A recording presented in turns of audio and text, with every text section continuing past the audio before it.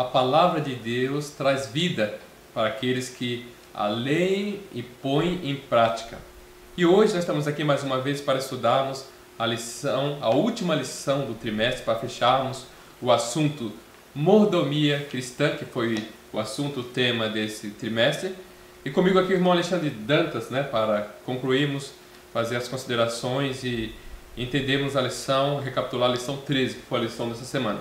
Eu gostaria de convidar aqueles que puderem, você que está em casa, se colocar de joelho, para pedirmos a sabedoria divina. Pai soberano que habita nos céus, em nome de Jesus, em Tua santa presença, nós nos colocamos e nós rogamos a direção para o estudo dessa lição. Amém, Deus. Que o Senhor possa falar ao nosso coração. Amém. Que não seja sabedoria humana falando. Que o Senhor possa abrir horizontes, que nós possamos entender. Amém. Para que nós possamos resistir no dia mau. Glória a Nós Deus. queremos nos submeter ao Senhor. Em nome de Jesus Cristo. Amém, Deus. Amém. Aleluia. Então, esse trimestre nós estudamos o tema Mordomia Cristã, Motivos do Coração. E nós tivemos a oportunidade de entender e aprender que mordomia não é só dinheiro, mordomia não é só questão financeira, mas nós entendemos que toda a nossa vida cristã, toda a área da nossa vida cristã envolve mordomia. E que uma vez que envolve a mordomia ela envolve uma prestação de contas, ou seja, um dia nós vamos prestar contas ao Criador de todas as coisas que Ele nos deu, seja coisas materiais, ou seja, coisas que não são materiais, como a mensagem que nós sustentamos. E então, para começar, eu gostaria que o irmão Alexandre Dantas, a lição que vai fechar esse trimestre é os resultados da mordomia cristã. Até agora nós estudamos o que é a mordomia cristã, quais são os aspectos que ela discute, aspectos práticos, aspectos teóricos também. E agora nós vamos estudar qual é a consequência, irmão Alexandre Dantas. Amém. 1 Pedro 2,12 diz assim, mantendo exemplar o vosso procedimento no meio dos gentios, para que naquilo que falam contra vós, outros, como de malfeitores, observando-vos em vossas boas obras, glorifica a Deus no dia da visitação. Então o resultado, nesse texto a gente já vê o resultado da mordomia cristã bem claro aqui. Para quê?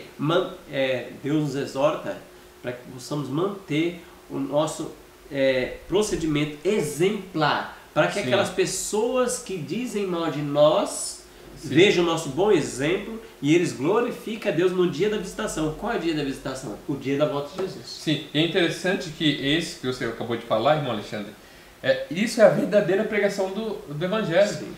A verdadeira pregação do Evangelho, irmãos, não isso aí é ótimo, sair, dar estudo bíblico, mas às vezes eu sinto, quando nós olhamos para a mensagem que nós temos, como imagina uma sacola que está aberta em cima e aberta embaixo, ou seja, ela está furada embaixo. Alguém põe em cima, mas cai embaixo. Você vai lá, dá estudo bíblico, faz aquele trabalhão. A pessoa se batiza e um mês ela está fora da igreja. Aí alguns vão dizer, porque não visitaram ela, porque não. Enfim, porque a verdadeira pregação do Evangelho não é trazer a pessoa e dar um banho nela. A verdadeira pregação do Evangelho é exatamente fazer isso que você falou, refletirmos a imagem do Senhor. Então as pessoas vão ver Cristo em nós, Sim. Então elas vão glorificar Deus, elas vão ver que aquilo que a gente prega a gente vive. Sim. Porque senão a gente é como um ator, né? Sim. Como Jesus falou dos fariseus da época. Vocês dizem para fazer, mas não fazem, são hipócritas. Exatamente. Aqui no segundo parágrafo da lição de sábado, o irmão Alexandre diz algo muito interessante para nós. Diz assim, portanto, nossa história não deve estar isolada do mundo que nos cerca. Em vez disso, temos o privilégio de refletir um estilo de vida melhor aqueles está craseado, para aqueles, que não conhecem as coisas reveladas. Então aqui fala do quê? Fala de estilo de vida. Não está falando do coração, está falando de estilo de vida. Muitas das vezes em nosso meio, o estilo de vida ele é diminuído, é como se fosse uma coisa secundária sem importância. Mas as pessoas lá de fora não tem como ver teu coração, infelizmente não tem como ver tudo que está dentro de você. Mas o teu estilo de vida eles veem. Então aqui está dizendo que o estilo de vida seu tem que ser melhor do que das pessoas lá fora. E ainda diz mais, aqui continua, Isso é algo que os outros devem observar em nós. Devem observar. Pergunta, será que tem observado em nós? Nós como povo? Essa é a pergunta que fica para reflexão. Aí continua. De tal maneira que nos perguntem a respeito de nossa fé. Olha aqui, irmão Alexandre, ó. De tal maneira que nos perguntem a respeito de nossa fé. Ou seja, você vive o cristianismo, às vezes senta numa empresa, numa escola, você não precisa falar, mas com o seu procedimento as pessoas perguntam, você é diferente. Eu estou vendo o seu alimento, não é igual aos outros, o seu jeito de falar, sua roupa, não tem como negar, você é diferente. Que igreja você é? Que igreja que você Sim. Sim, e ele até pede oração por você. Sim. Olha, quando a pessoa no serviço, ela vem e pede oração para você. Ela não pede oração para o outro que diz que ela está está olhando o seu procedimento, ela sempre olhou o seu procedimento. E ela não vai confiar naquele que tem um mau procedimento. Sim. Porque querendo ou não, quando você está no trabalho ou na escola, você convive às vezes 8 horas do teu dia com outra pessoa. Então, muitas vezes até 9, né? Porque é o horário do almoço. E então você vive tempo suficiente para você mostrar seus defeitos com ela. Não é? Então isso é algo que inevitavelmente vai acontecer, nós vamos demonstrar nossos defeitos. Isso é o verdadeiro evangelho, é completo, irmãos. Alguns falam assim, Deus só quer o coração. Deus quer o coração que a gente vive por dentro, mas isso transborde para fora. O cristão ele tem que viver a mensagem individual, por dentro, ter um coração santo, coração amoroso, mas isso transborda para fora. Às vezes o evangelho hoje está muito manco. Umas pessoas dizem, não importa que eu vou vestir ou comer, o importante é que está no meu coração. Outras pessoas têm um coração duro de pedra, mas vivem a roupa, a alimentação exemplar. Isso é evangelho manco, irmão. Você tem que ver as duas coisas. É dentro do coração, amor às pessoas e amor a Deus. E fora, você vestimenta cristã, alimentação cristã, o falar cristão, o divertimento, ou seja, divertimento não, a recreação. Que deve ser cristã, né? Sim. Porque divertimento é divergir. Divergir do quê? Da palavra de Deus. Nós não devemos se divertir, devemos se recriar. Sim. Que é recreação, recria novas forças na nossa vida. Então aqui já na lição de sábado, a meu entender, nós já temos aqui o foco principal de nós sermos mordomos fiéis. Sim. Que é exatamente nós vivemos essa mensagem e refletimos essa mensagem para outras pessoas. Glória a Deus. E essa é a verdadeira pregação do Evangelho. O alto clamor do terceiro anjo, meus irmãos, o alto clamor do terceiro anjo, tão falado em nossa igreja, vai ser proclamado por pessoas, segundo a nossa profeta, que conhece a mensagem por teoria e por experiência.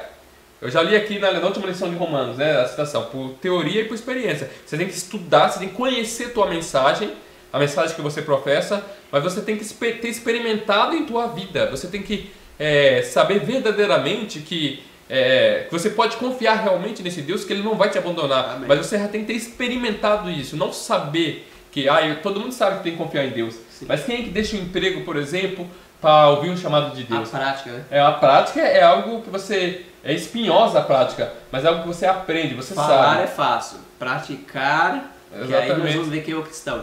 Nesse livro, Serviço Cristão, vai dar uma ênfase, dar uma força maior para nós, aquilo que a gente já estava explicando, mas vai dar uma força pelo Espírito de Profecia inspirado.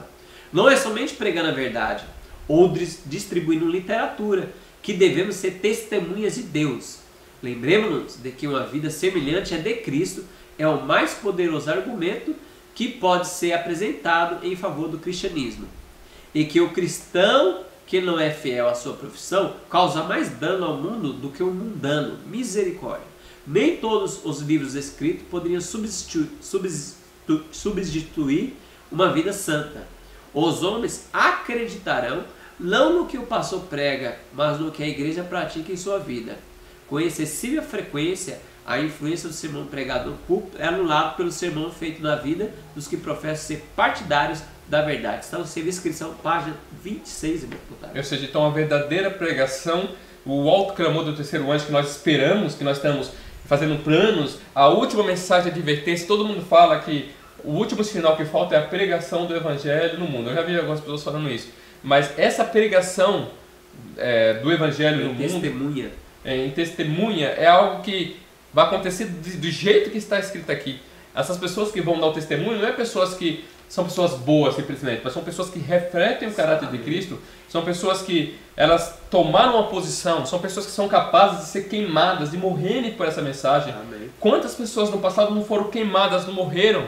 São pessoas que têm a mesma disposição que Sadraque, Mesaque e Abednego tiveram. Ó, se o Senhor nos livrar, Ele vai nos livrar. Mas mesmo que Ele não nos livrar, mesmo assim nós não vamos curvar a oferta mundana. Esse é o procedimento dessas pessoas que estão aqui no livro Seres Cristão, que Deus espera de cada um de nós e que é a verdadeira proclamação do Evangelho. E aqui, irmãos, está o diagnóstico. Se você quer saber por que nós damos estudo bíblico e depois a gente tem que ficar implorando para a pessoa ir para a igreja, a razão é esse aqui, ó. Falta verdadeira unção, falta poder em nossas palavras. Sim. Eu já li aqui, em outra ocasião, um texto em Testemunho para a Igreja, no capítulo 15, volume 1, que fala que a mensagem ela não deve ser levada só intelectualmente, mas com poder. Sim. O que falta muitas vezes é o poder. E o poder advém disso aqui, ó. O poder advém de uma vida, uma mensagem que eu vivo. Você atrai a atenção das pessoas que estão próximas. É o que Jesus falou lá. Você não vai acender uma lâmpada para colocar debaixo da cama. E mesmo que você colocar uma lâmpada debaixo da cama e acendê-la, todo mundo vai saber que ali tem uma lâmpada. E é interessante que aqui fala que o cristão que não é fiel à sua profissão de fé, nós adventistas do sétimo dia, que não somos fiéis àquilo que a gente propaga, né? Aquilo que a igreja propõe, causa mais dano do que o mundano. Então, irmãos, a gente pode dar estudo bíblico, aqui fala que pode dar folheto, literatura, mas se a gente não viver a mensagem, nós somos pior que o mundano. A gente prega e vira escárnio, provérbios na boca dos outros. Olha, ele diz que mas não vive. Ele diz que é adventista, mas come de tudo. Ele diz que é adventista, só fala palavrão, assiste tudo quanto é coisa. E é adventista, olha a roupa mundana. Ixi, não. Então, irmãos, nós temos que viver a mensagem. Aí sim, virá o alto clamor. Nós vamos pregar em testemunho a todas as nações. Louvado seja Deus. Sim, é interessante notar que eu ouvi esses dias que muitos laodiceanos vão perecer como a mulher de Ló. Não é à toa que Jesus falou, lembrai-vos da mulher de Ló. Porque a mulher de Ló, ela nem aproveitou os prazeres de Sodoma e ficou lá e morreu com eles, abraçado com eles. Nem isso, e nem se salvou completamente, nem saiu para se salvar. Morreu na mornidão. Morreu na friez, nem morreu no quente. Morreu no meio do caminho. Morreu no meio do caminho. É o pior de todos. E esses, irmãos podágio, é aqueles que o povo diz que é o equilibrado. É o equilibrado. Nem está no mundo, nem está em Jesus. Está no meio. Tem que ser equilibrado, irmão. Tem que ser equilibrado. É um pé no mundo e um pé na igreja. Um pé no mundo e um pé na igreja. Isso não é o equilibrado. Equilibrado não é aqueles que não caem.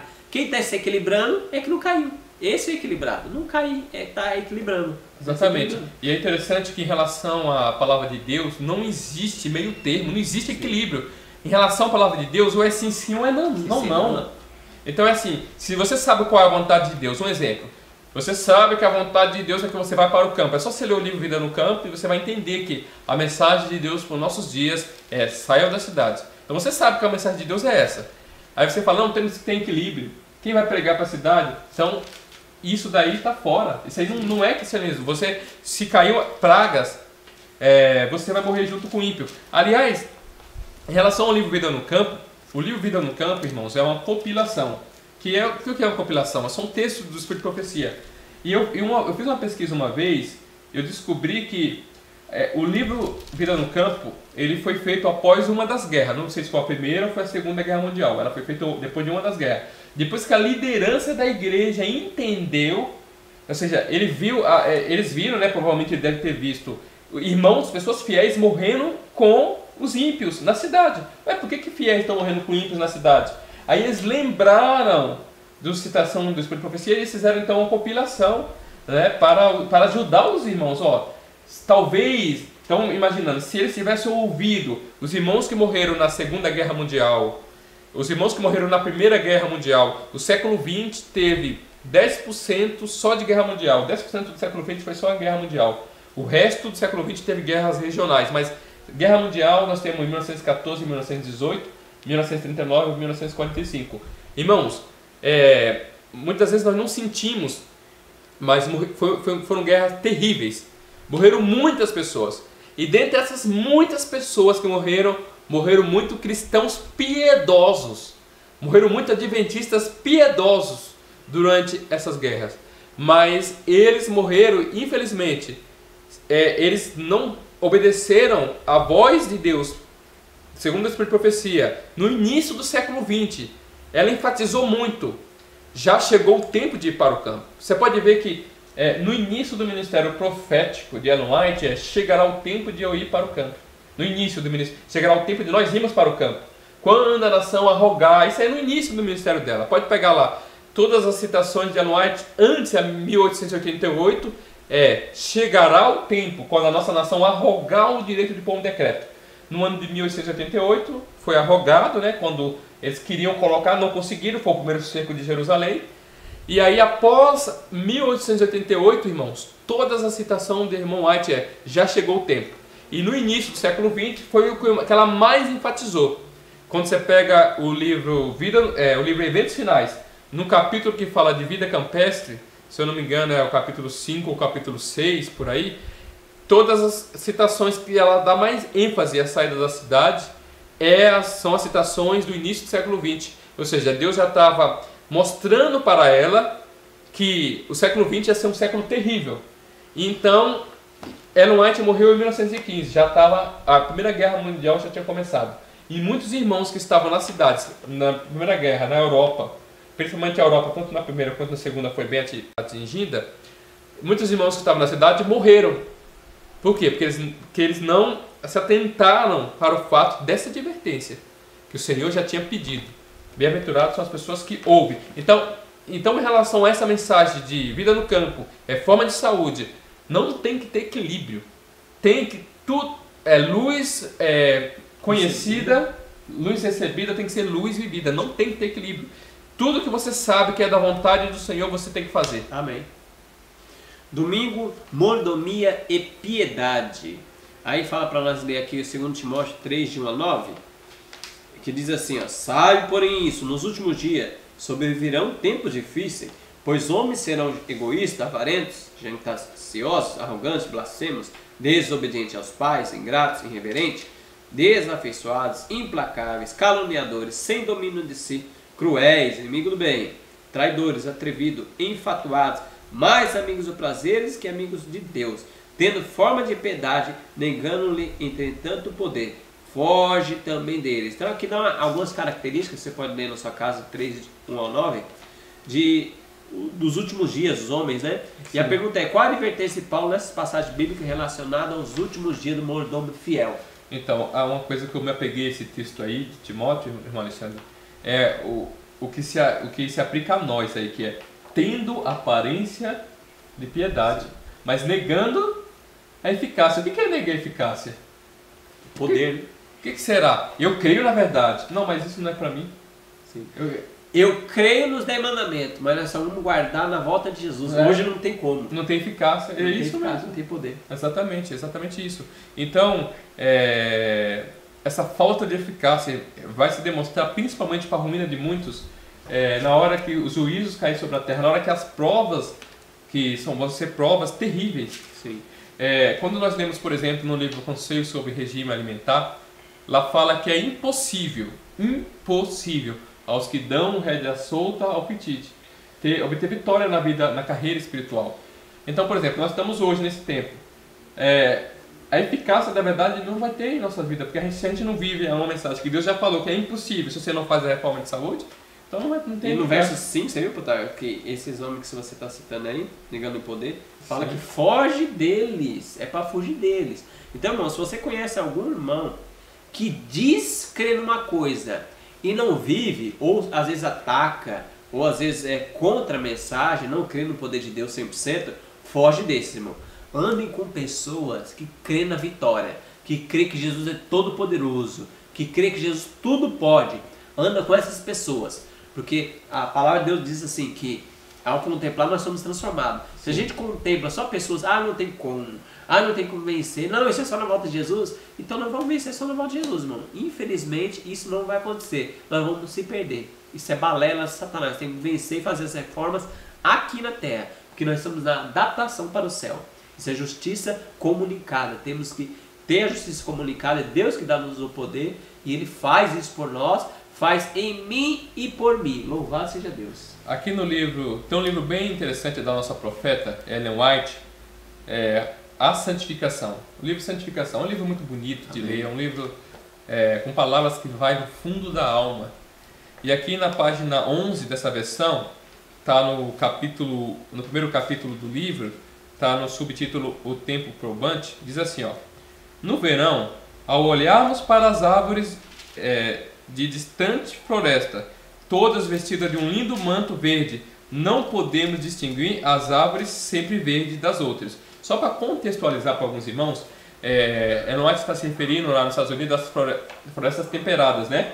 Que é a floresta que no inverno ela perde as folhas. Fica tudo, ela na verdade ela perde a folha. É um mecanismo de defesa, porque como o frio vai ser intenso, vai queimar as folhas, vai perder líquido, enfim, tem muita coisa. Então é um mecanismo de defesa que a planta tem. Então no outono ela perde as folhas, fica sem folha, mas ela não morreu, ela está viva. Mas é interessante que existem plantas que mesmo sob frio intenso ela não perde as folhas. Essas plantas são chamadas de evergreen, plantas evergreens. Quando traduzidas são plantas, pode ser traduzido como árvore perenes ou sempre verdes, né? São plantas que elas estão ali, as folhas delas são verdes o ano inteiro. No Brasil, as plantas todas elas são sempre verdes, independente da estação do ano, porque é um país tropical. Mas lá, não, lá tem, assim, exceto na Caatinga, né? Que lá eles perdem a folha no período da seca e voltam no período verde. Mas olha só que coisa interessante. No verão, ao olharmos para as árvores distante da floresta, todas vestidas de um lindo manto verde, não podemos distinguir as árvores sempre verdes das outras.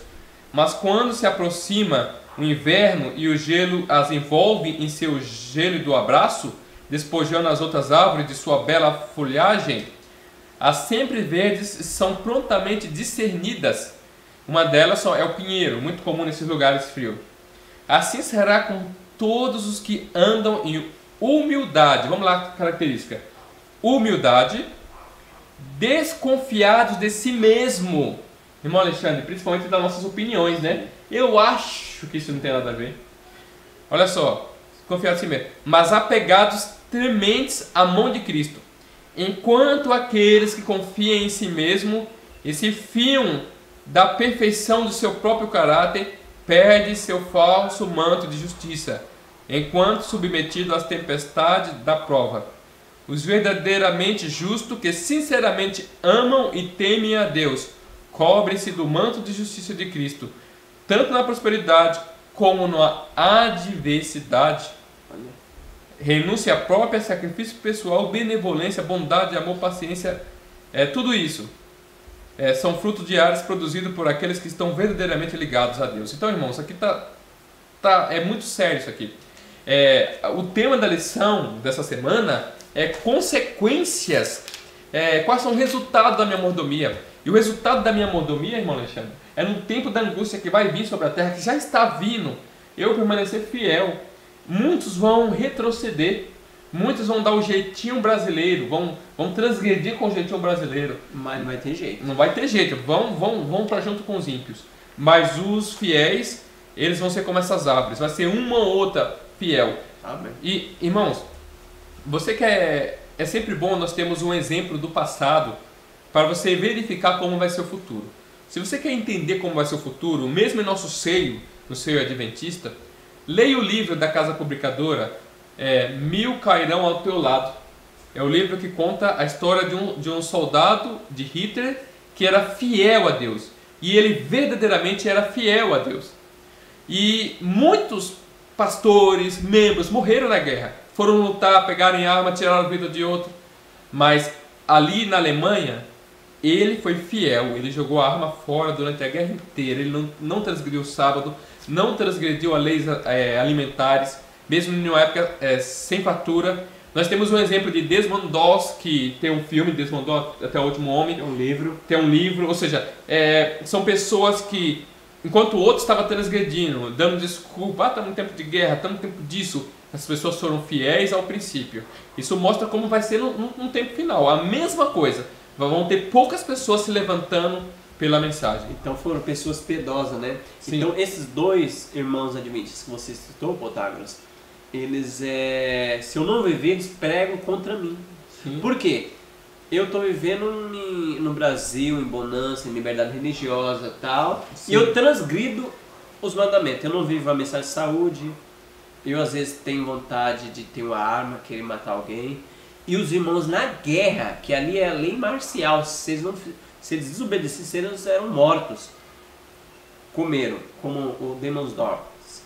Comeu, foi vegetariano, guardou o sábado, não pegou em armas, irmãos. Então, um homem que viveu na guerra e viveu essas mensagens, em que em tempo de liberdade eu não viver, irmão, não tem como eu entrar na Canaã celestial. Isso vira ponto de perdição para mim. Exatamente. Porque eles pregam contra mim. Exatamente. Porque Deus não pode ter duas balanças. Como é que essas pessoas, vamos supor, entram na glória, fazendo esse sacrifício, vivendo a mensagem, e eu entro também desobedecendo isso que eles obedeceram? Não tem como. Não. A balança, Deus é um só, Deus não muda, irmão. Deus sempre foi ontem e hoje para sempre. A balança dele é a mesma.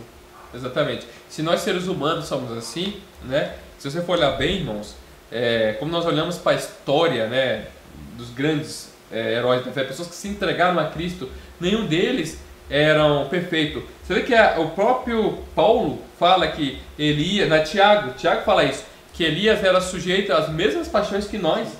Ou seja, então ele está comparando, ele está dizendo que se ele fez isso, pelo poder, ele não fez pelo poder dele. Tanto é que ele tem uma obra que ele está até desanimado. Ele mostra que ele está realmente, ele é humano igual eu. Agora, se ele fez isso, se ele viveu a vida que ele teve, então nós podemos viver. Amém. E nós seremos achados em falta se nós não vivemos, né, conforme a luz que o Senhor nos revela nos nossos dias. Ezequiel 14:14 diz assim, ó, olha lá.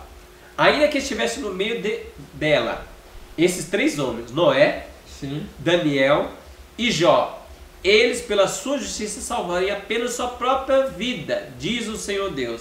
Então qual era o caráter desses homens, o que eles tinham em comum, que deve ser visto em todos nós? Eles tinham o caráter de Cristo. Eles eram pessoas que eram justas e eram pessoas que viviam conforme a verdade presente de sua época. Então a palavra-chave o termo-chave é verdade presente. Em cada tempo nós temos uma verdade presente. E a nossa verdade é acumulada, né? Sim. A verdade deles, vamos fazer só um comparativo. A verdade deles fosse assim. Porque eles tinham luz equiparado naquela época. Nós temos a luz deles, a luz quando Jesus veio, a luz do nosso pioneiro, então a nossa luz é maior. É assim, ó. A deles é assim. Então, irmão, se eles viveram uma luz assim, né? E nós estamos vivendo uma luz assim acumulada, nós temos que viver essa luz acumulada, senão eles pregam contra nós. Por quê? Se a gente não está vivendo nem igual eles, irmão, então nós estamos sendo condenados. Misericórdia, Deus. Salva-nos. Então, se esses homens, irmãos, estivessem aqui entre nós, Sim. ele não salvaria ninguém. Salvaria somente eles. Então é cada um individual. Ou seja, então não adianta eu me fiar na justiça do pastor, na do presidente, ou no da Sião, que estuda bastante. Eu sou membro da igreja verdadeira. Eu sou membro da igreja, não adianta. Irmãos, eu vejo, nós somos um povo patriota. O povo adventista é um povo patriota. Nós devemos ser patriota mesmo. Nós amamos nossa igreja. Porém, irmãos, lembre-se que os judeus também eram. Eu já ouvi de uma pessoa o seguinte termo: eu sou muito denominacional. Só que eu fiquei pensando, Caifás também era muito denominacional. Sim. E quanto, hein? Quão denominacional ele era. Então o fato de eu ser muito apegado às formas não quer dizer muito. Mas eu tenho que entender, será que é esse o chamado de Deus? No livro Primeiros Escritos tem uma visão em que Cristo ele está conectado ao Pai e tem um grupo de pessoas em frente ao trono adorando. Mas tem uma hora que ele se levanta, e as pessoas se levantam, os que estão fiéis, os que estão atentos. Ou seja, todos eles ali eram denominacional. Sim. Mas tem um grupo que se levanta e está atento às coisas, à verdade presente. Irmãos, o termo-chave para o adventista é verdade presente. Qual é a verdade presente para o teu tempo? Então eles estão atentos à verdade presente, outros não estão atentos. Então eles ficam lá gritando, Pai, dá-nos da sua... Eles não saem da igreja. Ali não diz que, vamos sair da igreja. Não, eles ficam gritando, eles estavam desatentos e pedem a glória. Então Satanás vai disfarçado, próximo ao trono, que ele não tem autoridade para subir no trono, é próximo ao trono, e ele começa então a emanar uma luz, mas uma luz que não era igual à luz de Cristo, mas era uma luz que envolvia eles, que fazia eles... pensar que estavam recebendo alguma coisa de Cristo. Exatamente. E você vê que o trono, quando nós vemos em profecia, trono simboliza governo. É o governo de Deus. Você vê que Satanás está tentando governar aqueles que não estão atentos para os sinais. Isso é algo muito sério. Então nós temos que entender. irmãos, reavivamento não é cantar com o olho fechado. Muita gente pensa que reavivamento é ficar cantando com o olho fechado. Não, reavivamento está ligado ao meu amor, à vivificação das minhas faculdades em relação à causa de Deus. Sim. Sabe aquela vivificação, aquele ânimo para estudar as coisas de Deus, para orar, para buscar o Senhor, para entender qual é a vontade dele. Isso é reavivamento. Amém. E aí, segunda-feira, contentamento.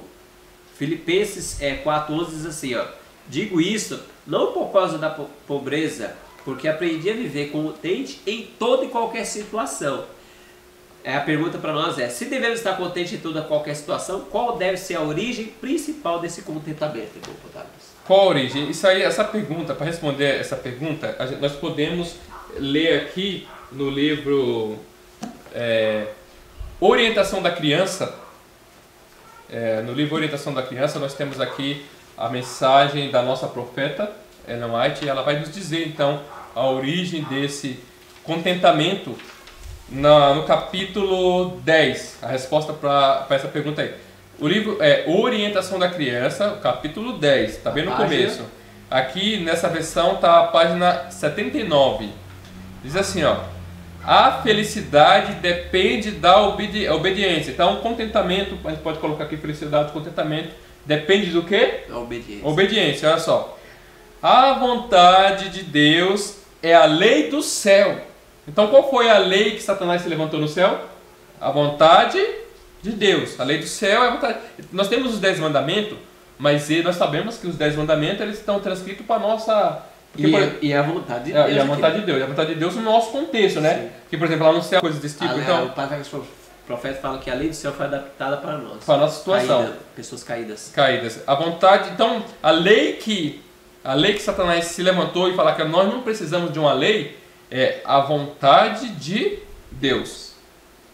Enquanto essa lei foi a regra da vida, toda a família de Deus era santa e feliz.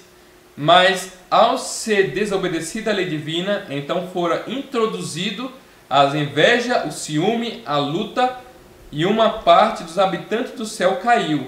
Enquanto a lei de Deus for acatada em nossos lares, teremos lares terrenos, a família será feliz. Então o contentamento ele vem do coração, isso nós sabemos. Nós sabemos que é do relacionamento com Deus, a resposta aí está certa. Mas a chave, irmãos, está aqui, ó. Orientação da Criança, capítulo 10, página 7 e 9, que é cumprir a vontade de Deus, é ser perfeitamente obediente. E aqui ela fala que isso deveria ser um ensino para nossas crianças. A verdadeira educação deveria ser ensinar as pessoas a fazer a vontade de Deus. Porque Ele nos criou, Ele conhece tudo no nosso coração. Por isso que os anabatistas foram um dos grupos mais perseguidos na Idade Média. Foi perseguido pelos protestantes e pelos católicos. Por quê? Tudo que eles ouviam, eles queriam fazer a vontade de Deus. De Deus, exatamente. Não importa o que acontecesse, ia morrer todo mundo, ia ser torturado. Queriam fazer a vontade de Deus a todo custo. Eles queriam estar em perfeita harmonia com os céus. Amém. Eles não se consideravam cidadãos desse mundo.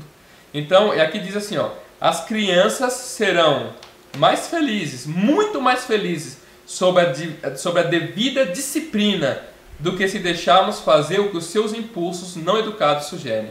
Tem gente que acha assim, ó: para não deixar meu filho triste, quando nós vamos na loja, ele pede uma coisa, eu dou. Porque eu não tive isso, sabe? Eu não tive isso. Mas muitas das vezes a pessoa que fala eu não tive isso, ela é trabalhadora, ela é tudo isso porque ela não teve. Ela é trabalhadora, ela é paciente, exatamente porque ela não teve as coisas. Agora, se você dá tudo que seu filho quer, o seu filho não vai ter o caráter igual o seu. Se você não teve isso e é o que você é. Então, a lei dos céus, a vontade de Deus, a obediência, palavra-chave, obediência.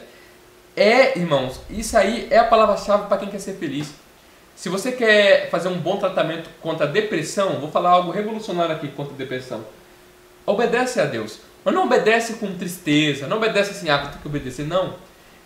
Busca o Senhor, busca Deus. Um dos maiores remédios contra a depressão que eu já vi, uma pessoa falou que... Eu já ouvi um testemunho de uma pessoa que ficou muito melhor da depressão quando ela foi passar uns dias no campo. Imagina se você mudar para o campo. Então ela passou uns dias, ela acordava cedo, via o sol nascer, dava comida para as galinhas, via os pássaros cantar, fazia o culto familiar. E ela começou a curar. Cadê a depressão? E ela ia tratar com a terra. Ela acordava cedo e ia tratar com a terra. Ela ia plantar couve, plantar milho. Ela plantava, tinha que cuidar da terra, tinha que carregar. A meio-dia ela estava com fome, comia um alimento do campo saudável. Quando ela viu, cadê a depressão? Cadê nem remédio? Irmãos, isso aí é a mensagem de Deus para nós. Nós temos o remédio que está em nossas mãos. Nós estamos fazendo que nem o filho de Acabe foi perguntar a Baal-zebub: o que eu faço para me curar disso aqui? Os 8 remédios de Deus é a cura nossa, né? Exatamente. Física e espiritual. Lá no campo nós vamos ter ar puro, luz solar, água pura, alimento. Vai ter que dormir cedo, vai dormir às 8 horas. Vai ter o descanso. Sim. Ou seja, então nós vamos, esse barulho todo. Nós vamos ter os 8 remédios integral, tipo como se fosse um comprimido com 8 remédios, né? Amém. É uma mensagem que Deus nos dá. Amém. Então, irmãos, quando nós obedecemos, obedecer porque eu amo ao Senhor, eu quero apostar no Senhor. Uma fé é uma aposta, eu vou apostar. O mundo fala que eu tenho que comer de 3 em 3 horas, eu quero comer de 5 em 5 horas, que a serva do Senhor diz que nós devemos comer. Isso é uma aposta. Eu tenho certeza que bem-aventuradas são essas pessoas que vivem conforme assim diz o Senhor. Amém. Abre para nós aí, Protágoras, em Hebreus 13, 5, e eu vou ler Romanos 8, 28. Seja vosso costume sem avareza, contentando-vos com o que tendes, porque ele diz: não te deixarei, nem te desampararei. Olha, em Romanos 8, 28 diz assim: sabemos que todas as coisas cooperam para o bem daqueles que amam a Deus, daqueles que são chamados segundo o seu propósito. Então o que pode nos ajudar a viver contente? Segundo esses textos. É aqueles que colocam verdadeiramente Deus em primeiro lugar. Mas não é só de falar. Não é só Deus em primeiro lugar. Não é só de falar. É quando todos os seus planos, seja de curto prazo, seja de médio prazo, ou seja de longo prazo, giram em torno de fazer a vontade do Senhor. Ou seja, é algo prático, não é algo teórico só. Então, meus planos a curto prazo. Quais são os meus planos a curto prazo? A minha rotina diária, vou fazer meu culto de manhã, vou fazer isso, vou fazer tudo conforme a vontade de Deus. O que eu vou fazer no sábado? O que eu vou fazer? Os meus planos estão conforme a vontade do Senhor. Ele está onde o Senhor está. Onde Jesus está, Ele quer estar. Então, são os planos a longo prazo. Ela vai fazer, eu vou fazer uma faculdade, eu vou fazer um curso. Será que isso tem alguma coisa a ver com a mensagem que eu vivo? O que isso vai influenciar? Será que isso vai me tirar a minha comunhão com Deus? Será que isso é a vontade do Senhor para a carreira cristã que eu quero? Um exemplo, um jovem que quer casar. Será que essa parceira, será que esse parceiro que eu estou buscando, será que ela ama verdadeiramente ao Senhor? Será que ela realmente quer viver para amar ao Senhor? Isso são os planos a longo prazo. Ou seja, tudo que eu faço pensando em como eu vou agradar o meu Senhor. Então, aí está a raiz da verdadeira felicidade. É interessante o Romanos 8, 28, sabendo que todas as coisas cooperam para o bem daqueles que o amam. Então as pessoas oram, colocam na mão de Deus, e Ele sabe se der certo ou não der. Sim. Ele sabe que tudo coopera para o bem daqueles que o amam. Olha, então eles estão no contentamento, eles estão contentes com aquilo, com a vida que eles têm. Exatamente. A vida que eles têm material, porque o espiritual nós temos sempre que crescer, sempre está dizendo: Senhor, o que eu tenho que fazer para dar a vida eterna? Sempre crescendo na fé, sempre. Agora o material, Deus, eu estou contente com o que o Senhor der. Se eu me der mais, seja feita a tua vontade. Louvado seja Deus. Amém. Então exatamente esse é o objetivo de todo o verdadeiro cristão, né? Esse é o cerne de toda a carreira cristã.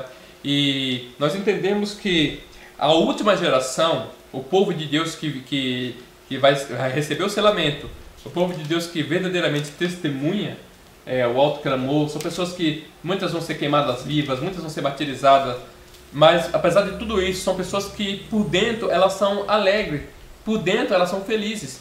Um grande exemplo disso, irmão Alexandre, é a história de Pedro. Pedro estava preso lá no livro de Atos, né? Quem quiser fazer a pesquisa lá no livro de Atos está escrito que ele estava preso e tinha um monte de gente orando por ele. E ele, teoricamente falando, ele ia ser executado no dia seguinte, né? Mesmo assim, ele estava num sono tão profundo que o anjo teve que tocar na costela, né? Teve que tocar para ele acordar. Ou seja, se é uma pessoa que está longe de Deus, ela vai morrer no outro dia, ela está desesperada. Ansiosa, não dorme.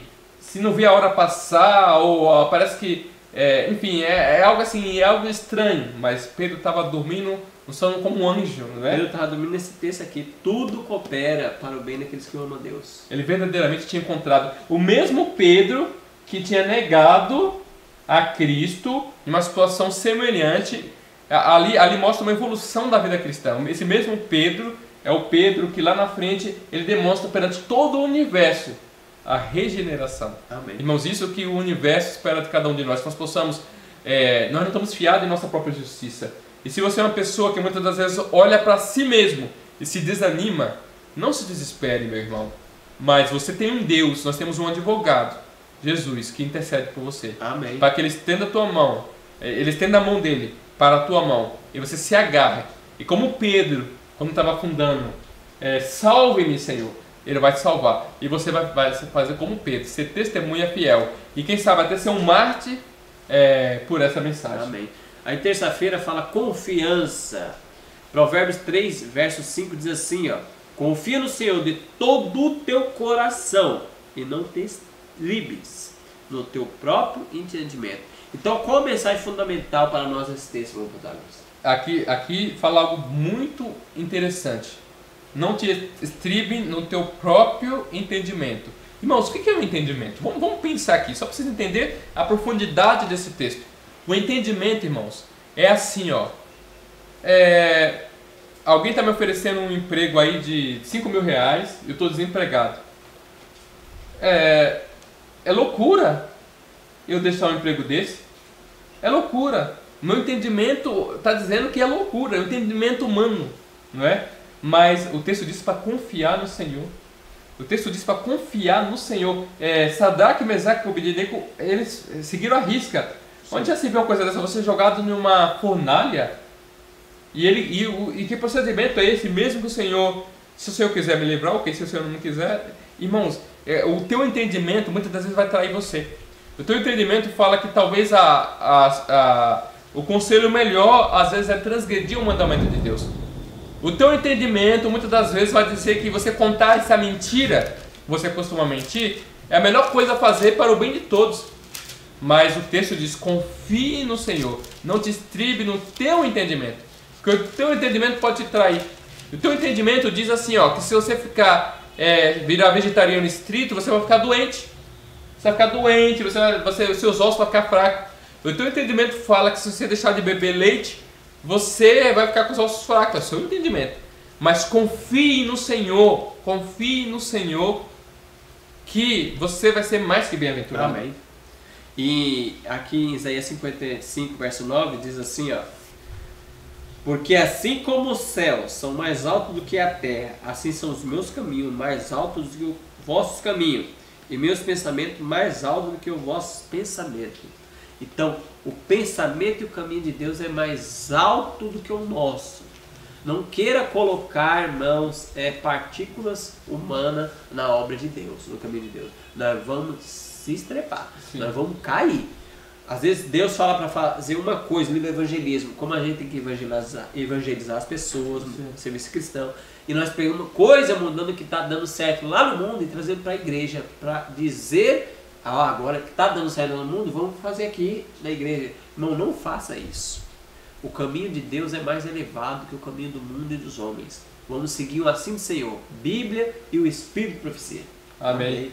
Então, essa é a verdadeira confiança em Deus, né? Uma confiança que tudo aquilo que Ele falou, mesmo que o mundo fala que é loucura, que você vai ficar doente se fizer isso, que vai acontecer isso, essa pessoa tem uma postura. Agora, no livro Santificação, o mesmo livro que eu já li uma citação aqui, tem uma citação muito interessante na página 21, no capítulo 2, que fala do procedimento de Daniel. Qual foi o procedimento de Daniel? E olha só o que a profeta diz. Isso é bem interessante, né? Diz assim: hoje há entre os profetas cristãos muitos que haveriam de julgar que Daniel era por demais esquisito e os considerariam mesquinho e fanático. Eles consideram a questão de comer e beber como de muito pequena importância, para exigir tão decidida resistência, tal que poderia envolver o sacrifício de todas as vantagens terrenas. Mas aqueles que assim raciocinam não notarão no dia do juízo que se desviaram dos expressos reclamos de Deus e se apoiaram em sua própria opinião como norma para o certo e para o errado. Descobrirão que aquilo que lhe parecera sem importância não for assim considerada por Deus. Irmãos, olha que coisa interessante isso aqui. Olha que isso aqui é algo demais, né? A gente está falando aqui de confiar em Deus, tudo que Deus falar, a gente fazer. Se Daniel estivesse vivendo, vamos supor que Daniel estivesse vivendo, e nós temos muito Daniel na nossa igreja hoje. Amém. Vivendo hoje, na igreja adventista do sétimo dia, muitos irmãos iam olhar para ele, aqui é o que a profeta está dizendo. Sim, assim do Senhor. E a serva do Senhor, assim diz o Senhor, ia falar, esse Daniel é esquisito e fanático. E fala que isso o entendimento deles. Eles raciocinaram em cima da Bíblia. Disseram assim, que esse Daniel, por coisa pequena como alimentação, olha, quase que ele perde tudo, perde o céu, morre por causa disso. Ele é estreito e fanático. Sim, e essas pessoas, muito porque nós falamos hoje, são os grandes heróis do passado, né? Mas a gente vê aqui, ó, são pessoas que raciocinam conforme, e o pior de tudo, aqui vem a parte mais triste. Quando que elas notarão, irmão Alexandre? Quando que elas notarão aqui, ó? Notarão quando? No dia do juízo. Aí não tem mais jeito. Que desviaram do expresso reclamo de Deus. Se apoiaram em quê que elas se apoiaram? Sua própria opinião. Ou seja, são pessoas que ela fala assim, eu não acho que a alimentação é ponto de salvação. Mas ela não abre nenhum texto para explicar. Eu não acho que vestuário deve ser assim. A opinião dela, não acho. A opinião dela, ela não abre nenhum texto. Não. Quando eu oriento os irmãos que estão em casa a estudar, estude. Se você não quiser, nós temos o livro do ano, que é o livro Conselho sobre o Regime Alimentar. Se você não quiser estudar o livro inteiro, meu irmão, estude, por favor, os 3 primeiros capítulos desse livro. Só os 3 primeiros. Nesses 3 primeiros capítulos desse livro, lá está escrito que é impossível as pessoas que transgridem as leis de saúde, as pessoas que não fazem a reforma, que não atendem essa luz, ter êxito na vida espiritual. Elas não terão. Eu pergunto, uma pessoa que não teve êxito na vida espiritual vai estar no céu? Então aquela que muitos só vão descobrir no dia do juízo. Muitas das vezes a pessoa se afastou da igreja, morreu no pecado, ela se perdeu. Aí no dia do juízo ela vai falar, Senhor, eu não consegui aguentar as provações que vieram. Foram muita tentação. Minha mulher me traiu, meu patrão me xingava, pisava em cima de mim, eu não aguentei. Aí Deus vai falar para ela assim, ó, se você tivesse feito a reforma de saúde, você teria aguentado. E aí? Ela vai, é por isso que eu não aguentei. Ela vai cair a ficha, é por isso que eu não aguentei, porque eu não fiz a reforma. Irmãos, é isso que vai acontecer, ó, é isso que está aqui, ó. Muitos casamentos na igreja estão acabando porque não fazem reforma. E aí muitos, quando o casamento acabam, saem da igreja. Mas por que saiu? Você vê que não fez reforma, ficou com a mente embotada, o casamento fracassou, porque o casamento fracassou, saiu da igreja. Uma reação em cadeia. Tudo começou com uma simples mensagem. Irmãos, está muito claro. Pega o livro de santificação, leia. Pega o livro Conselho sobre o Regime Alimentar, estude os 3 primeiros capítulos, você vai ver ali, razões para a reforma, você vai ver ali, estuda o porquê que Deus espera. E aqui diz assim, ó, descobrirão que aquilo que lhe parecera sem importância, olha só, descobrirão que aquilo que lhe parecera sem importância não for assim considerado por Deus. Olha. Muitas das coisas que a gente acha que não tem nada a ver, sem importância, sim, Deus está de olho. Deus, ele... Sabe por quê, irmão? Sempre a gente está falando aqui, Deus não dá uma mensagem por dar. Se Ele deu, é que é importante para nós e Ele deseja, Ele requer que a gente coloque em prática. Deus não foi o que nos criou? Sim. Então Ele sabe qual o combustível para o nosso corpo. Não adianta a gente querer pôr outro combustível, que esse motor vai logo, logo fundir. E se esse motor fundir, a gente não pode ir para o fabricante e reclamar. Sim. O fabricante falou, eu falei que o combustível era aquele. Foi você que pôs outro. Exatamente. Então muitos vão falar assim, ó, as provas que me vieram, muitos vão falar assim, eu não consegui suportar. Mas por que eu não consegui suportar? Porque deram rédea solta ao apetite. Então aí realmente... E não confiaram em Deus, porque foi Deus que deu a mensagem. Olha só, aqueles que aceitam e obedecem, duas coisas, aceitam e obedecem a um de seus preceitos porque lhe convém, ao passo que rejeita outro porque sua observância haveria de requerer sacrifício, rebaixam a norma do direito e, por seu exemplo, leva outros a considerarem levianamente a lei de Deus. Assim diz o Senhor, que é a lei de Deus, que é assim diz o Senhor, deve ser nossa regra em todas as coisas. Então aqui não tem negócio de equilíbrio, tem que ser equilibrado, tem que ser assim diz o Senhor. Se Deus falou, não tem negócio de equilíbrio. Não se estribar no seu próprio entendimento, no assim diz o Senhor. E você vai ser igual Daniel, chamado de fanático, esquisito e fanático você vai ser chamado. Mas bem-aventurados são aqueles que obedecem ao Senhor. Amém, louvado seja Deus. Quarta-feira, então nós vamos ver agora a nossa influência, irmão Protágoras. Lê Mateus 5,16 e eu vou ler Tito 2,7. Mateus 5,16 é o sermão da montanha, né? Que o nosso Senhor e Salvador Jesus Cristo, ele enuncia muitos aspectos da lei de Deus. E no capítulo 5 ele já começa com as bem-aventuranças e no verso 16 diz assim, ó: assim resplandeça a vossa luz diante dos homens, para que vejam as vossas boas obras e glorifiquem a vosso Pai que estás nos céus. E Tito 2,7 diz assim: torna-te pessoalmente padrão de boas obras. No ensino, mostra integridade, reverência. Então a pergunta é: como nossas ações influenciam os outros? Isso aí é uma coisa profunda, porque a gente já falou na lição de sábado que a mensagem ela vai ser levada por pessoas que viveram verdadeiramente, sabe? Que foram transformadas. Você acabou de ler em Serviço Cristão que a vida cristã ela é o maior testemunho que alguém pode dar. Então essa é a nossa influência. Aqui tá, a influência é o que está na lição logo no sábado. No sábado ele já começa falando isso. Essa é a nossa influência. E dessa maneira que essa mensagem vai crescer, né? Abre, se avolumar e dar alto clamor. Exatamente. E o Tito 2,7, olha que interessante, eu gostei desse texto. Torna pessoalmente padrão de boas obras. Sim. No ensino, Sim. Ensinar a verdade, e para ensinar a verdade tem que viver na integridade e reverência. Então, irmãos, a gente deve ser padrão.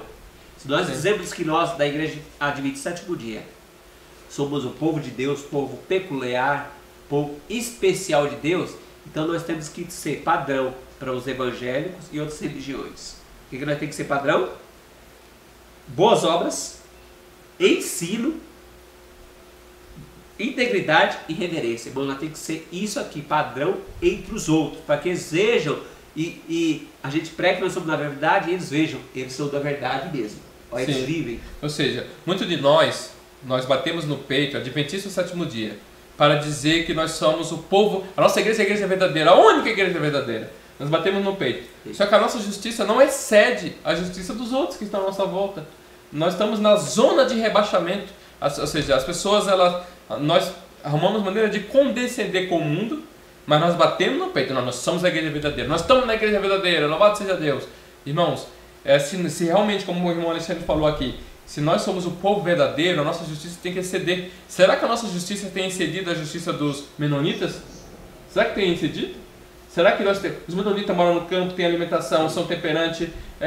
Nós olhamos e realmente temos pessoas, temos pregadores de outras igrejas que estão prontos para ser colhidos, né? São pessoas que estão prontas e elas não vêm porque elas se escandalizaria com o nosso modo de viver. Porque com mensagens tão claras, muitos de nós somos brutões.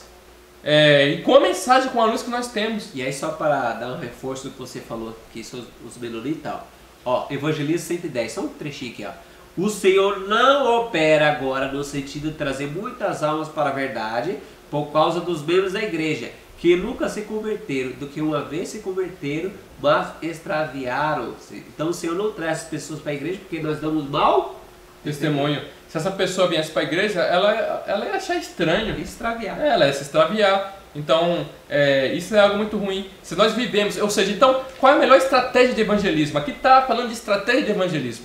Porque muitos questionam como nós vamos fazer para evangelizar o mundo e ela acha que é batizando. Por que a gente não sai, então, com jato d'água assim no mundo. Porque se é realmente para batizar, então a gente sai dando banho em todo mundo. O batismo pronto. é só um casamento. Nós temos que viver, namorar com Cristo, viver, casar com Cristo e aí celebra a sua festa de casamento. E isso já aconteceu antes na história do cristianismo. Quem gosta de pesquisar de história do cristianismo, vê que no século IV, quando houve a suposta conversão de Constantino, os líderes da igreja, na tentativa de evangelizar o mundo, né, eles arrumaram maneira de amalgamar o paganismo com o paganismo, que hoje a gente pode chamar de mundanismo, com o cristianismo. Hoje só mudou de nome, hoje não é paganismo, hoje é mundanismo. Mas é a mesma coisa. Pra você ter uma ideia, em Éfeso a igreja se reuniu e eles decidiram que Maria, mãe de Jesus, seria chamada de Mãe de Deus.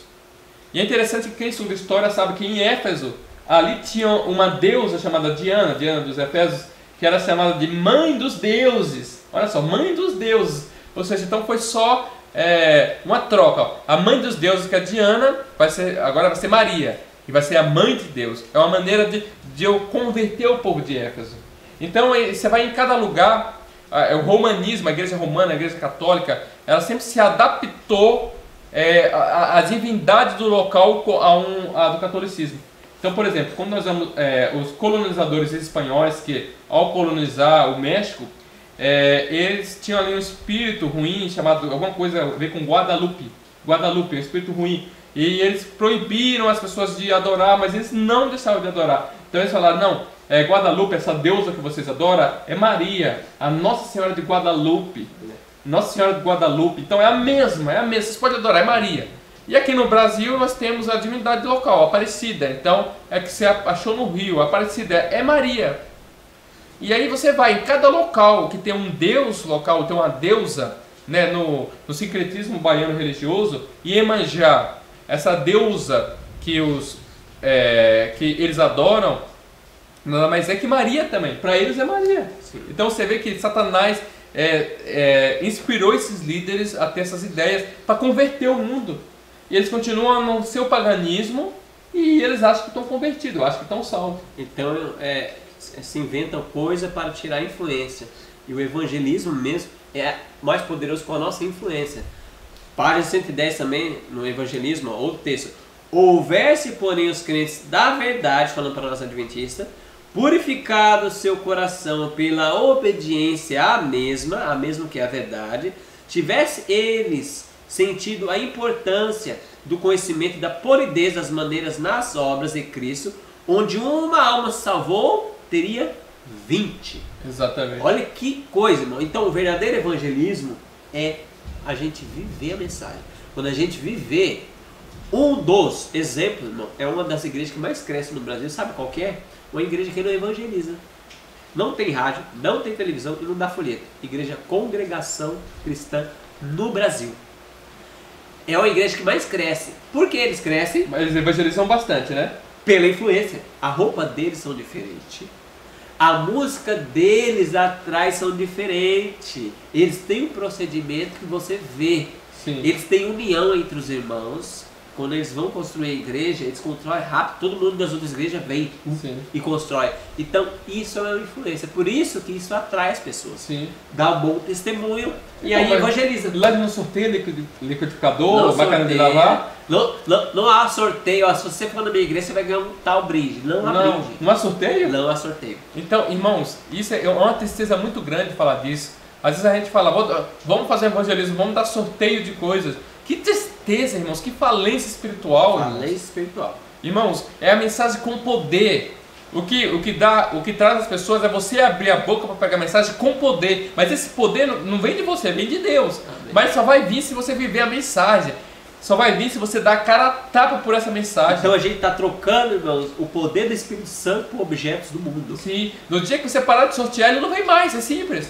Não adianta dizer que é porque os irmãos estão desanimados. Não, é porque a pessoa que você está atraindo são pessoas com intenções questionáveis, né? Se você faz, irmãos, então o poder. Deus está desejoso. Todo mundo costuma. Eu já vi vários pregadores, irmão Alexandre, pregadores evangelistas, falar do ID, o famoso ID por todo mundo pregar o evangelho. Mas todos eles esquecem de uma coisa. Antes do idem, Jesus falou uma coisa. O que ele falou? Fique em Jerusalém. Até receber poder. Até que do alto receba o quê? Poder. Mas para ele receber poder, para ele receber o Espírito Santo, tinha requisitos para receber o Espírito Santo? Com certeza. Ou seja, então quer dizer que, por que o nosso evangelismo está fraco, está falido? Nosso evangelismo hoje está falido. Por que está falido? Porque não tem poder, é simples. E por que não tem poder? Porque não tem Espírito Santo. Por que não tem Espírito Santo? Porque ele não vive. Ou seja, então antes da gente fazer uma campanha de evangelismo, deveríamos fazer uma campanha de santificação. É simples. É simples. Antes de fazer uma campanha de evangelismo, faça uma campanha de santificação. Eu tenho certeza que ao fazer essa campanha, você vai viver essa mensagem que você quer pregar a outro para você. Não é sair bater na porta de alguém e entregar um livro missionário do ano que eu nem li. Então nós temos que ter um reavamento e uma reforma. Irmãos, às vezes até a gente pode entristecer, né? Puxa, então não tem mais jeito, nós estamos afundados, mas essa igreja vai triunfar, porque está escrito que essa igreja, o povo dessa igreja, o trigo, vai receber a chuva serôdia e vai dar o alto clamor. Então, o nosso copo deve estar virado com a boca para cima, para quando o Espírito Santo cair e encha nosso copo. Viva a mensagem de hoje, seja como Daniel, seja um fanático, como diz aqui nesse texto que o Protágoras leu. Vai ser chamado de fanático, de pessoa esquisita. Viva! Seja esquisito no vestir, seja esquisito na música, seja esquisito na alimentação, irmãos. Viva Bíblia, Espírito e Profecia e você vai receber alto clamor. Louvado seja Deus. Na parte 108 do evangelismo diz aqui, ó, quando o esforço especial para ganhar alma for feito pelos obreiros de experiência em certa comunidade, onde nosso próprio povo mora, repousa sobre cada crente, em tal campo a soleníssima obrigação de fazer tudo quanto for possível para limpar a estrada do rei, eliminando qualquer pecado que possa impedir a cooperação de Deus e com os seus irmãos. Então, para fazer evangelismo, primeiro tem que limpar o quê? Dentro do povo de Deus? Sim. Pecado. Exatamente. Ou seja, então, aqui está claro. Aqui está em qual livro isso daí, irmão? Evangelismo. Então aqui está a receita de um sucesso, de uma jornada espiritual, de uma campanha evangelística, de um pequeno grupo. Aqui tem, às vezes a gente questiona por que a gente dá tanto estudo bíblico e parece que não tem sentido efeito. Quando é que nós vamos terminar essa mensagem? Aí, irmão, a gente fica fazendo curso de missiologia. Irmãos, misericórdia, às vezes vai fazer curso com pessoas de outra igreja para ver como ganhar alma. Irmãos, aqui ó, evangelismo e serviço cristão. Deus deu para nós estamos batendo cabeça, Deus deu o caminho. Estamos indo na Baal-Zebub. Estamos indo fazendo que nem o filho de Acabe fez no livro, capítulo 1 de 2 Reis. Vamos fazer uma consulta a eles, não é? Ou seja, então está claro. Não é à toa que a profeta fala aqui no livro Parábola de Jesus que nós devemos refletir. Quando nós refletimos, ele virá para nos reclamar como seus. 69. Ou seja, então, Parábola de Jesus. Irmãos, então está claro. Então Deus, por que Deus ainda não fez o alto clamor? Por que Deus tanto sofrimento? Será que Deus precisa mesmo que a gente dá isso do bíblico, da maneira que a gente está fazendo, algo assim... Não é produtivo. Da maneira que está sendo feito, não é produtivo. Estudo bíblico é algo maravilhoso, é algo de Deus. Mas da maneira que nós temos feito hoje, não está sendo produtivo. A gente dá estudo bíblico para um, e enquanto dois está saindo da igreja. Então, é um saco furado. Entendeu? Isso nunca vai acabar. Então, temos que refletir. As pessoas que levantam o alto clamor são pessoas que elas conhecem a Deus por teoria e por experiência. Essas pessoas... Ela não consegue, se você esconder uma lâmpada debaixo da cama, quando você entra no quarto, você vai ver que a lâmpada está ali, não tem como esconder, está ali.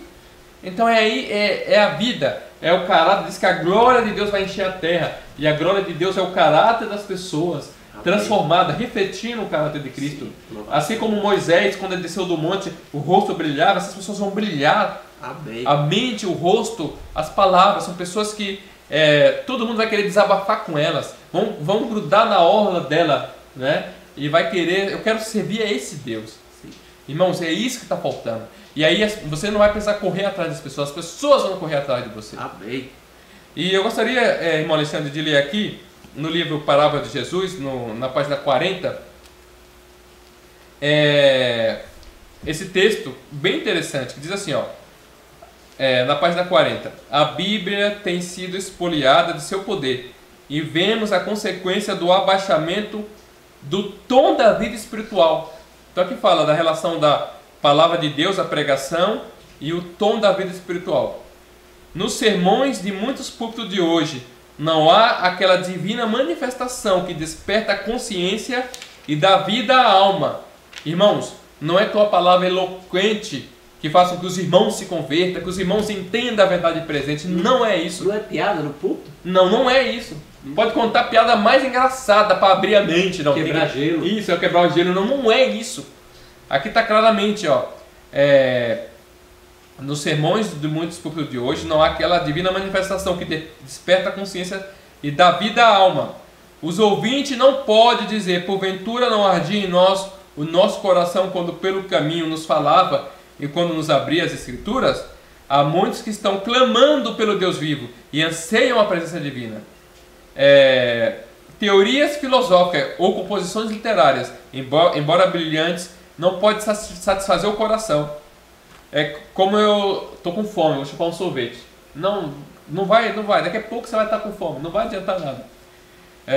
Há muitos que estão clamando, que eu estou dizendo, não pode satisfazer o coração. As afirmações e descobrimentos dos homens não têm valor algum. Fale a palavra de Deus ao povo. Os que só ouviram tradições, teoria e máximas humanas, ouçam a voz daquele cuja palavra pode renovar a alma para a vida eterna. Aí é onde entra outro texto da nossa profeta que fala que o sucesso do obreiro não é muito pela preparação de um curso, mas pela comunhão com Deus. Então, existe uma manifestação que desperta a consciência e dá vida à alma. Quem faz isso? Quem que é? É Deus. Não é sua eloquência, é Deus. Então você está fazendo um sermão. Quando você está fazendo um sermão e prega, e se você tem uma comunhão com Deus, se você está conectado com Deus, Deus toca na tua mente para falar uma palavra que o Espírito Santo está na mente daquela pessoa tocando já. E encaixa certinho com a pessoa estava planejando. E aí ela toma uma decisão de vida. Amém. Então você pode ser o cara mais eloquente, se você não estiver conectado com o céu, isso não acontece. Muitas vezes, irmão, eloquentes contam piada, contam um monte de coisa e não arde o coração quando diz a palavra de Deus, não arde o coração do povo. Agora você vai, eu posso até citar, que é um exemplo bom, o irmão Martins é um irmão simples, você pode achar no YouTube aí a pregação dos irmãos José Martins.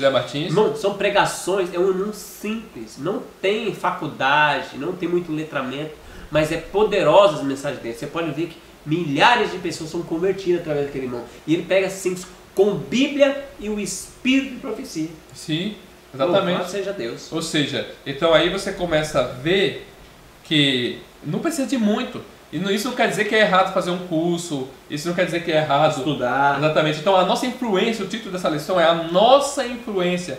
Então se você quer ter uma boa influência, primeira coisa, você tem que amar a Deus verdadeiramente, você tem que viver conforme Ele está mandando. Amém. Não é arquitetar, não é fazer um circo. Vou fazer um circo agora aqui. Quer ver? Tem uma pessoa que eu estou dando um estudo bíblico, então eu vou fazer um circo. Eu vou me fazer de bonzinho, não é isso. É você viver a mensagem.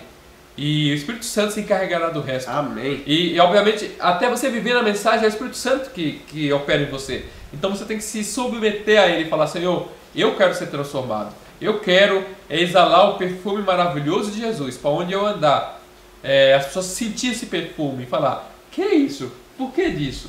E assim nós vamos levar essa última mensagem de advertência ao mundo. Amém. Que perece, ele precisa que nós levantemos essa bandeira. Amém. Quinta-feira, palavras que queremos e não queremos ouvir, é importante. Irmão Protágoras, abre Mateus 25, 21 e eu vou ler Mateus 7, 23.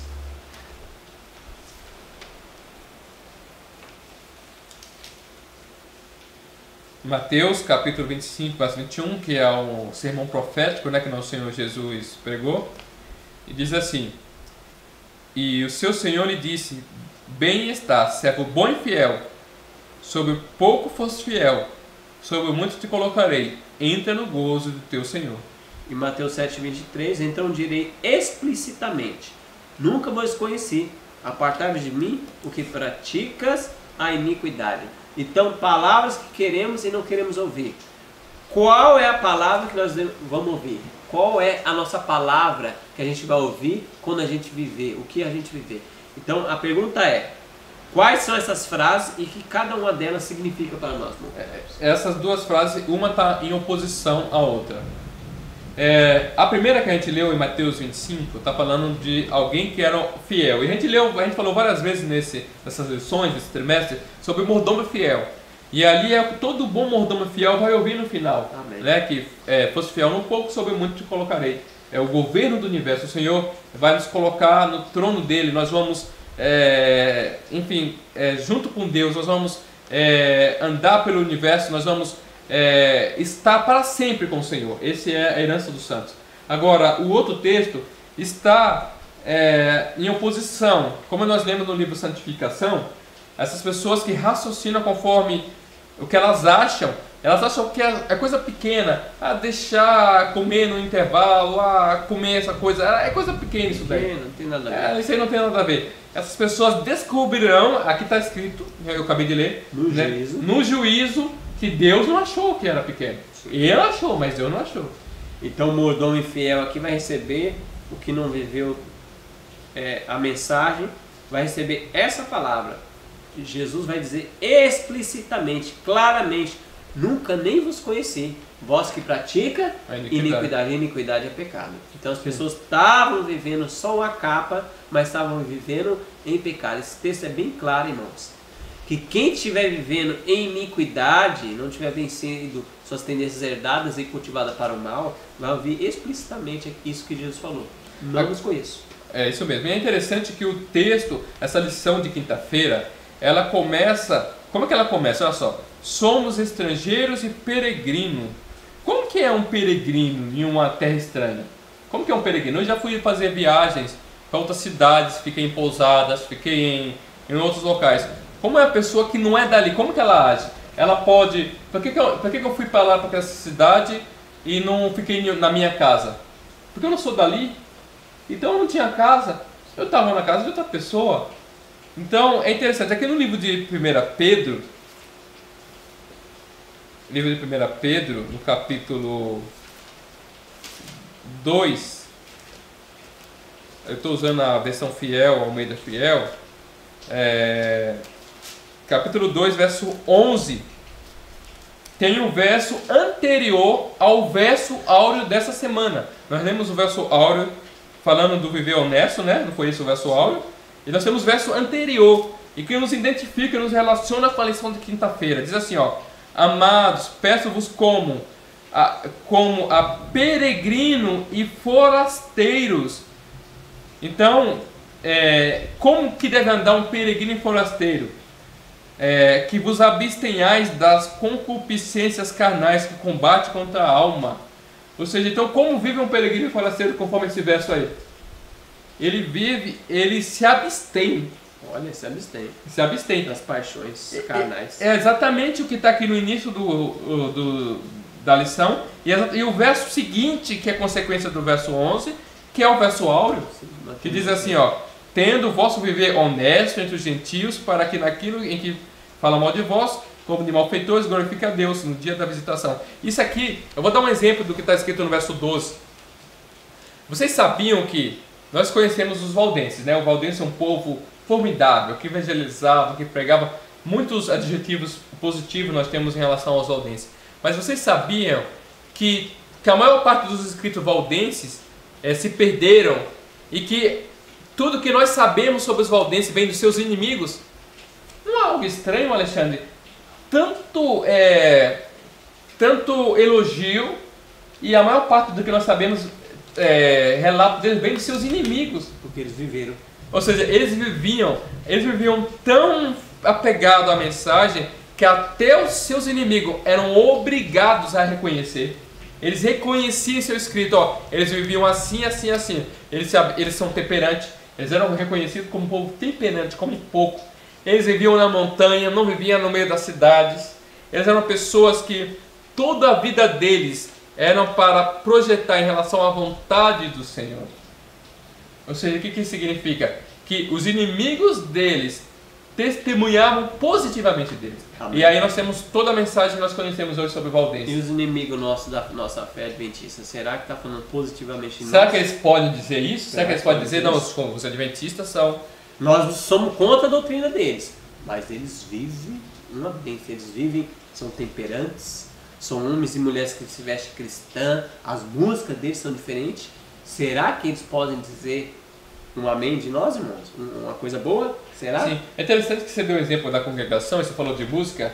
A música na igreja de congregação, os instrumentos, é tocada principalmente pelos jovens. E às vezes na nossa igreja a gente fala, mas se a gente não colocar uma música, o jovem não vai gostar.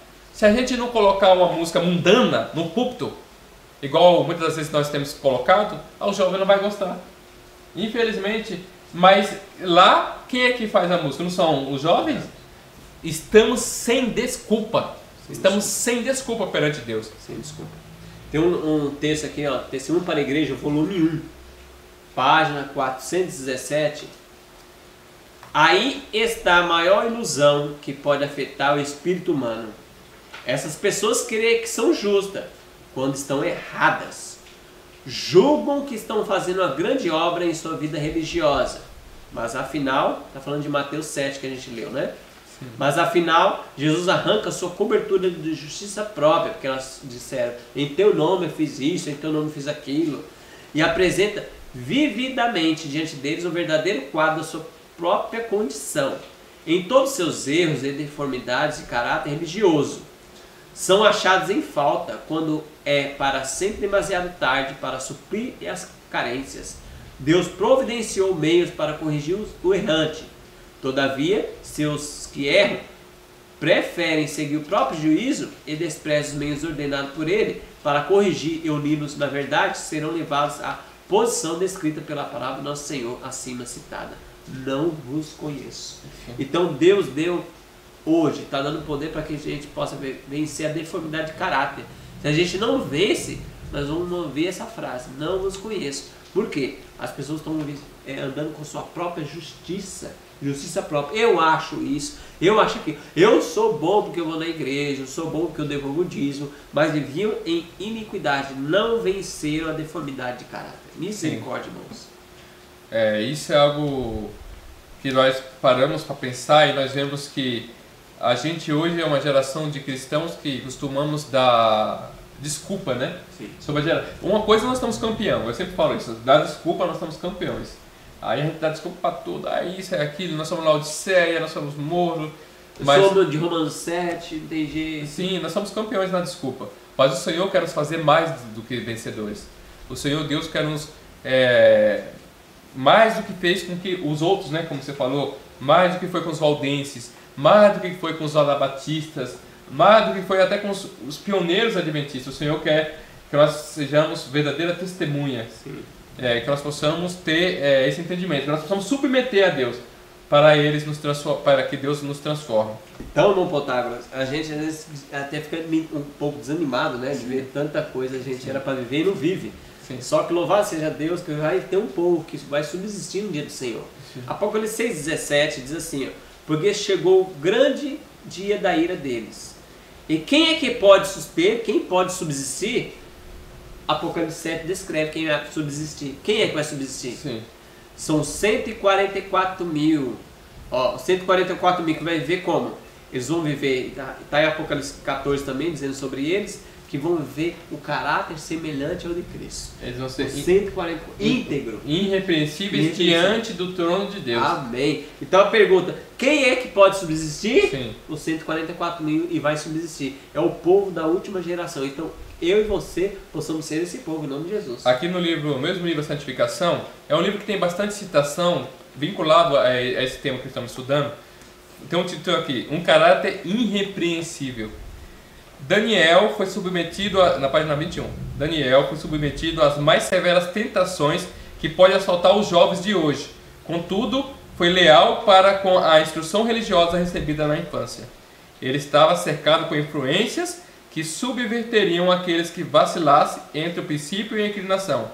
Tem um princípio, que é aquilo que a gente aprende no ensino do Senhor, e a inclinação, que é a minha vontade. Todavia, a palavra de Deus o apresenta como um caráter irrepreensível. Então isso aqui, ele é um jovem que abriu um precedente. E como você falou, se ele conseguiu, nós também conseguimos. Amém. Daniel não ousava confiar em seu próprio poder moral. A oração era para ele uma necessidade. Ele fazia de Deus a sua força e o temor do Senhor estava continuamente diante dele e em todos os acontecimentos de sua vida. Amém. Então aqui está o segredo, né? Então ele não vacilou, ele não confiou em si. Não, era oração, era estudo, madrugada, jejum, reforma de saúde. Ele fazia que nem a mulher da parábola do juiz Inico, todo dia batendo, Senhor, julga a minha causa, até que ele encontrou a resposta. Daniel, quando Daniel 1 ali, diz a palavra do Senhor, diz que ele tinha mais ou menos, eles eram adolescentes, eles não eram nem adultos, eram adolescentes. Sim. Que viveram, não se contaminaram com as iguarias do rei. Daniel 1:8, ele diz que eles resolveram firmemente não se contaminar, firmemente, louvado seja Deus. Sim. E para nós terminarmos nosso estudo, irmão Protágoras, e terminar o trimestre, tem uma pergunta para reflexão nossa aqui, que a gente deve refletir. Você está em casa, nós aqui. A pergunta 4, pergunta para discussão. Temos a tendência de pensar na influência cristã apenas em nível individual. Mas, e quanto à influência em nível de igreja? Qual tipo de influência sua igreja exerce na comunidade, moça? Então reflita aí. Qual é a influência que a sua igreja tem na comunidade? Isso nós devemos refletir. Sim, como eu sempre dei exemplos de homens, né? De dar exemplo de Desmond Doss, do outro lá alemão. E a gente sabe que a história de Desmond Doss virou filme. Sim. Agora a pergunta é, se a história de um homem que viveu princípios que o Senhor deu virou filme, imagine se essa igreja inteira, durante a Segunda Guerra, estivesse vivendo esses princípios, como que a gente seria visto? Luz no mundo e sal da terra nós seríamos. Exatamente, nós seríamos, obviamente, chamado de esquisito, né, e fanático, mas a mensagem iria com muito poder. Quantas pessoas não se converteriam a essa Mas mensagem? alguns não, até centenas e milhares, ia bater na sua porta. Você não ia, como você disse, você não ia atrás de estudo bíblico. Sim. As pessoas iam bater na sua porta. Eu fiquei sabendo que vocês são isso. Eu quero estudo bíblico de vocês. Vocês têm tanto conhecimento. Sim. Olha que bênção que seria, irmãos. Então, que Deus nos abençoe, né, irmão Protágoras? Que Deus nos ajude, que possamos buscar o Senhor, ser mordomos, motivos do coração. Louvado seja Deus. Então, que nós possamos verdadeiramente sermos verdadeiros mordomos de Cristo. E um dia nós vamos receber do próprio Cristo, como servo da parábola, a recompensa, servo bom e fiel. E que essa mordomia, ela venha verdadeiramente do coração, e que você possa, o seu coração ser transformado segundo a imagem do nosso Senhor e Salvador Jesus Cristo. Esse tema você aprendeu que não é um tema simples. E nós vemos hoje aqui que muitas das coisas que nós consideramos sem importância, Deus não considera sem importância. Porque se Ele considerasse sem importância, nem revelado Ele teria. E que nós possamos se submeter a esse Deus que quer nos transformar conforme sua imagem e sua semelhança. Amém. No próximo trimestre nós vamos estudar um tema não menos importante que o tema desse trimestre. É o tema preparação para o tempo do fim, irmão Alexandre Dantas. Olha que coisa. Eu creio que essa lição vai ser uma bênção. E a nossa próxima escola sabatina vai ser sobre ela, né? E que você possa nos ajudar clicando aí no sininho, compartilhando nas redes sociais, se inscreva no nosso canal. E essa próxima lição vai ser uma bênção. E você vai, com a ajuda do Senhor Jesus, eu e você, vamos ter um reavamento e reforma na nossa igreja. Nós temos essa esperança que essa igreja triunfará. Amém? Essa igreja vai triunfar. Mas vai triunfar com essa igreja, aquelas pessoas que se submetem ao Senhor. Amém. E nós vamos aprender então o que fazer, como que será. A lição, eu já estou dando uma olhada aqui, são 13 itens. Nós vamos fazer uma evolução dos temas, né? Nós vamos aprender claramente como viver conforme essa mensagem, como estar preparado para dar o alto clamor do terceiro anjo e levar a última mensagem de advertência e triunfar na última mensagem. Como fazer parte dos 144 mil. Nós vamos ver basicamente tudo que está envolvido nessa grande controvérsia. E como o povo, nós sabemos que essa igreja vai triunfar, mas não uma igreja CNPJ, igreja pessoas vão triunfar, não é, irmão Alexandre? O trigo, né? O trigo, pessoas que vivem essa mensagem. Amém. Pessoas que abraçaram, pessoas que em vez de dar desculpa, prefere ouvir o assim diz o Senhor? Vamos orar? Vamos orar. Senhor Deus, maravilhoso Pai, graça te damos, Senhor, por essa lição maravilhosa que foi mordomia, motivos do coração. Amém. Queremos agradecer porque o Senhor deu nos uma oportunidade, porque estamos com vida, para que possamos colocar essas verdades em prática na nossa vida. Ó Deus, se nós não estamos vivendo, tem misericórdia de nós, converta nosso coração para sermos verdadeiros mordomos e ouvir aquele dia aquela voz: servo bom e fiel, fosse fiel no pouco, no muito eu te colocarei. Amém. Ó Deus, transforma nosso caráter e ajuda que o Espírito Santo possa transformar nós e todos nossos irmãos ao redor do mundo. Amém. Para que possamos dar o outro clamor para a tua honra e a tua glória. Amém. E pedimos, não que haja América em nós, já pedimos pela próxima lição, para que possamos estudar e colocar em prática nossa vida, estar preparado para o tempo do fim. Em nome de Jesus. Amém. Amém. Deus, as coisas vãs deixai, ao Rei dos Reis servi, com amor seu nome proclamai.